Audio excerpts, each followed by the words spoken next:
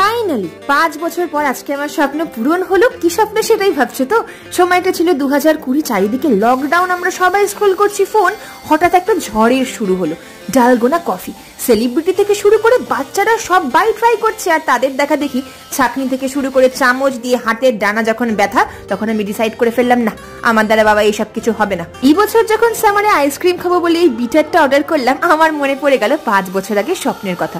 এটাকে স্বপ্নই বলছি, বিকজ অ্যাজ আ কুক যা কিছু ফ্যান্সি একটু ইনস্টাগ্রামে বলে আমি ইন্টারনেটে দেখতে পাই, সেই রেসিপিটাই বাড়িতে আমার ট্রাই করতে ইচ্ছা করে। আচ্ছা, তোমরা কারা কারা বলো তো ডালগোনা কফি লকডাউনের সময় বানিয়েছিলে? কমেন্ট করে জানিও। একটা ভালো কোল্ড কফি খেতে গেলে 150 থেকে 200 টাকা তো লাগবেই, বাট বাড়িতে আজকে মাত্র 50 টাকা খরচা করে এমন কিছু একটা বানালাম যে ফাইনালি আমি ডিসাইড করে ফেলেছি খুব জলদি আমি ক্যাফে খুলতে চলেছি। তোমরাই বলো, এত লিশিয়াস লুক না, আমার তো জাস্ট জিভে জল আসছে। তারপর লোভ লাগছে, টপ করে খাও, কেমন লাগলো জানিও।